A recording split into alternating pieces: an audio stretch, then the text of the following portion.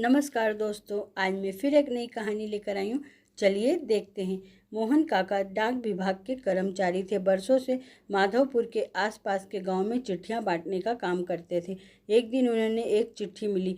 पता माधवपुर के करीब का ही था, लेकिन आज से पहले उन्होंने उस पते पर कोई चिट्ठी नहीं पहुंचाई थी। रोज की तरह आज भी उन्होंने अपना थैला उठाया और चिट्ठी बांटने के लिए निकल पड़े। सारी चिट्ठियां बांटने के बाद वे उस नए पते पर बढ़ने लगे। दरवाजे पे पहुंचकर उन्होंने आवाज़ दी। पोस्टमैन। अंदर से एक लड़की की आवाज़ आई। काका वहीं दरवाजे के नीचे से डाल दीजिए। लड़की। अजीब है, मैं इतनी दूर से चिट्ठी लेकर आया हूँ और यह महारानी दरवाज़ा भी नहीं खोल सकती। काका को बहुत गुस्सा आ रहा था। रजिस्ट्री आई है, हस्ताक्षर करने पर ही मिलेगी, काका खींचते हुए बोले। अंदर से आवाज़ आई। काका इंतज़ार करने लगे। बस 2 मिनट बाद कोई नहीं आया। तब काका का सब्र का बांध टूटने लगा। यही काम नहीं है मेरे पास, जल्दी करिए, चिट्ठी पहुंचानी है। और ऐसा कहकर काका दरवाज़ा पीटने लगे। कुछ देर बाद एक लड़की सामने आई। यह देखकर काका चौंक गए। 10-12 साल की लड़की थी, जिसके दोनों पैर कटे हुए थे। काका ने यह देखकर बहुत शर्मिंदा हुए और बोले, मुझे माफ़ कर दो बेटा। काका ने हस्ताक्षर करवाया और चले गए।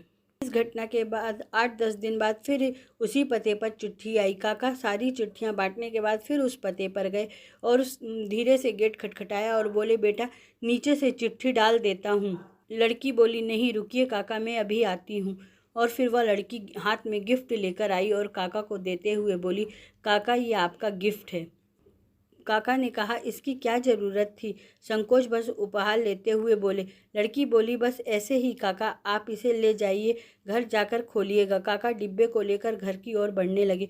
उन्हें समझ में नहीं आ रहा था कि डिब्बे में क्या होगा। घर पहुंचते ही उन्होंने डिब्बा खोला और तोहफा देखते ही उनके आंखों में आंसू आ गए।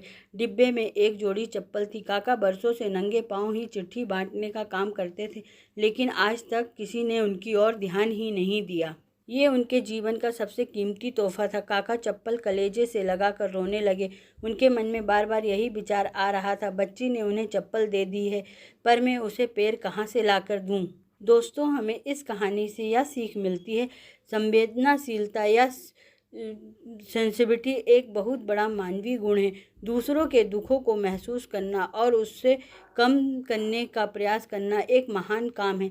जिस बच्ची के खुद के दोनों पैर नहीं हैं, वह दूसरों के प्रति संवेदनशीलता हमें एक बहुत बड़ा संदेश देती है।